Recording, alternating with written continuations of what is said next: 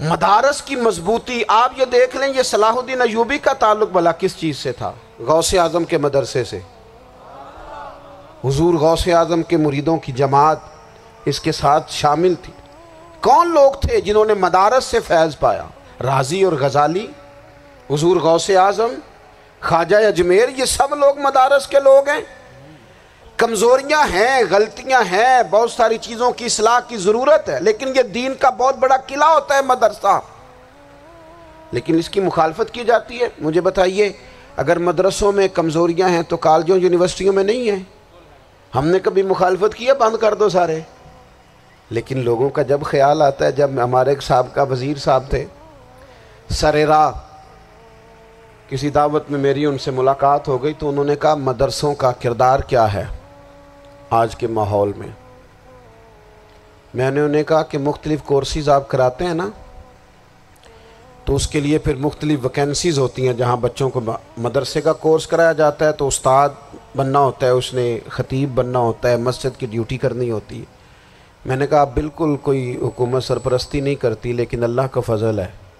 کبھی آپ نے کوئی مسجد سنی ہے جس میں جمعے والے دن مولوی نہ ملا ہو جمعہ پڑھانے کے لیے؟ کبھی آپ کو رمضان میں ایسی مسجد ملی ہے جس میں قرآن مجید سنانے کے لیے حافظ نہ ملا ہو؟ یہ ہو سکتا ہے کسی حافظ کو مسجد نہ ملے۔ تو مدارس کے ذمے جو کام تھا مدارس نے جم کے کیا ہے اور ڈٹ کے کیا اللہ کے فضل سے۔ اور مدارس کے لوگوں کو بھی کمزور نہیں پڑنا چاہیے، کبھی کسی وزیر مشیر مالدار کے روب میں نہیں آنا چاہیے، قطعاً نہیں۔ کیوں؟ کہ یہ وہ عظیم لوگ ہیں رسول اللہ صلی اللہ علیہ وسلم کے دین کے غلام، کہ ابھی ایک لفظ نہیں پڑا ہوتا الف با تا سا، پہلے دن گھر سے نکلتے ہیں تو حضور فرماتے ہیں اللہ کے فرشتے ان کے پیروں کے نیچے پر بچھا بھی دیتے ہیں، پہلے دن اتنا بڑا اعزاز ملتا ہے۔ تو حضور کی محبت کا تقاضا ہے، دین کا کوئی کام کیا جائے۔ ایک خاتون مسجد نبوی شریف میں جھاڑو دیتی تھی، پر کوئی کام تو کرتی تھی نا۔ اور کس مسجد میں؟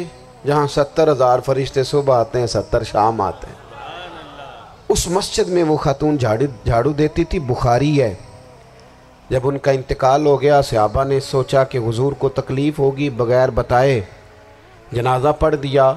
حضور صبح تشریف لائے، تازی قبر دیکھی، اور محبوب وہ ہیں جو فرش پہ کھڑے ہو کے عرش کی خبریں دیتے ہیں۔ نبی پاک علیہ الصلوۃ والسلام نے فرمایا کہ مجھے اطلاع کیوں نہیں دی اس کے انتقال کی؟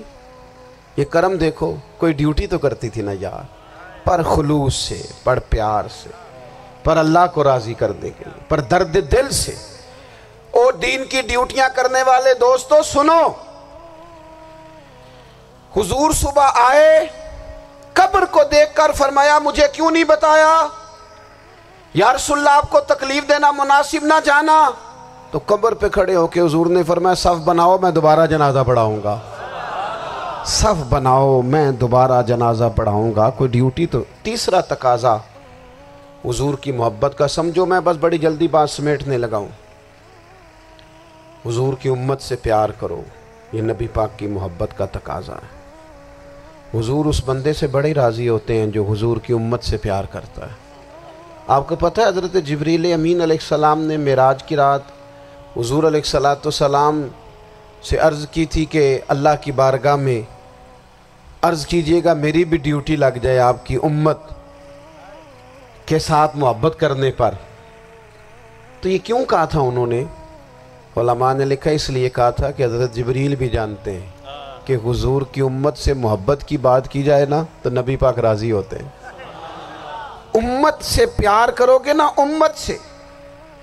ایک صرف بات کا خیال رکھنا، عقیدہ برا ہو تو بات دوسری ہے، ورنہ میرے محبوب کی امت کا ایک ایک شخص جو مدینے والے کا کلمہ پڑھتا ہے، جو حضور کا غلام ہے، اس کے بارے میں اپنے دل میں گنجائش رکھنا، پیار رکھنا، وارفتگی رکھنا۔ او دوستو، یہاں لوگ کس کس طرح گروہوں کو، جماعتوں کو سپورٹ کرتے ہیں۔ نبی پاک نے اس امت کی کثرت پر فخر بیان کیا، اور حضور فرمانے لگے 120 صفیں جنتیوں کی ہوں گی، قیامت میں 80 صفیں صرف میری امت کی ہوں گی۔ میں کثرت امت پر فخر کروں گا۔ ان لوگوں سے پیار کرنا ہے، ان کے دکھ درد کو سمجھنا ہے۔ پتہ ہے آج کیا ہوتا ہے؟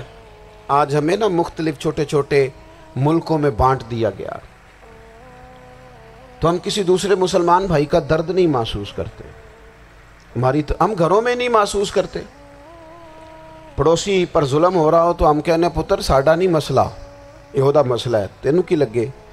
حالانکہ پڑوسی کی آگ اس لیے بھی کسی وقت بجھا دینی چاہیے کہ پڑوسی کی نہ بجھائی جائے تو اپنا گھر بھی زاد میں آ جاتا۔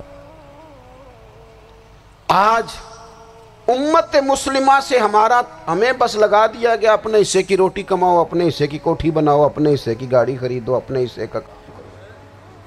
امت کا درد، امت کی بات، وحدت امت کا تصور، امت کا دوبارہ سے وہ شان، ارسل رسولہ بالہدی ودین الحق لیظہرہ علی الدین کلہ، وہ تصور کب ہوگا؟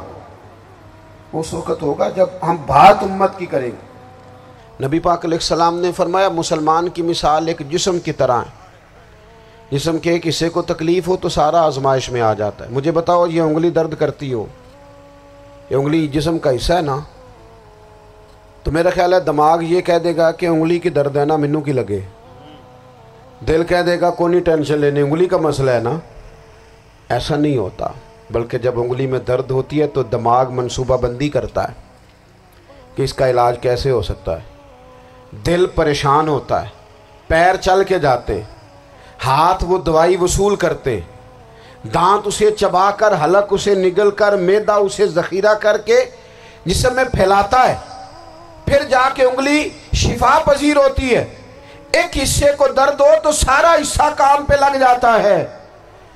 اسرائیل اگر تکلیف دے رہا ہے فلسطینیوں کو تو ہونا چاہیے تھا نا بعض مسلمان حکمرانوں کو نیند نہ آتی، وہ درد دل محسوس کرتے، ہونا چاہیے تھا نا کہ بعض لوگ یہاں ہم کیا کرتے ہیں بھلا بیٹھ کے، اب تو مجھے بعض چیزوں سے کوفت بھی ہونے لگا، ہم دیتے ہیں بیان، مذمت، آپ کے بیان دینے سے کیا ہوگا؟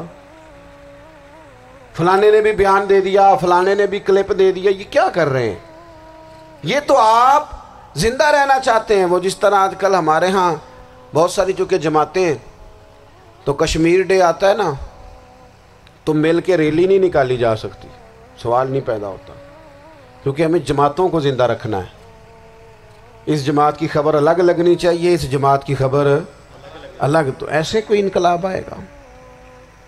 یاد رکھنا امت کو پوری کو ایک طاقتور آواز بننا پڑے گا،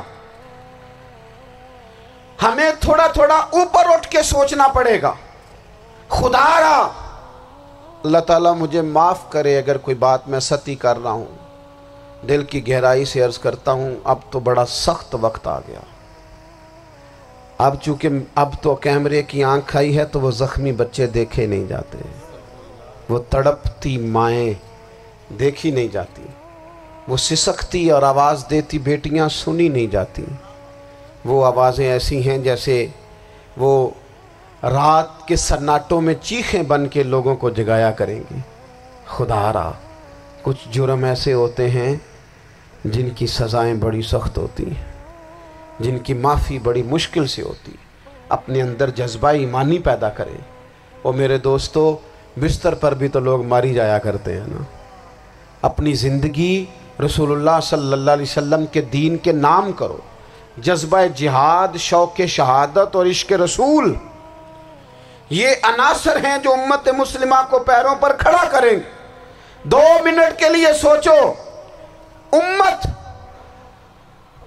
اگر اسی طرح کٹتی رہی، پریشان رہی، دکھتی رہی اور باری باری کر کے، اقبال نے کیا کہا تھا؟ اس نے کہا تھا وطنوں میں، انہوں نے کہا تھا کہ ان تازہ خداؤں میں بڑا سب سے وطن ہے، جو پیرہن اس کا ہے وہ مذہب کا کفن ہے۔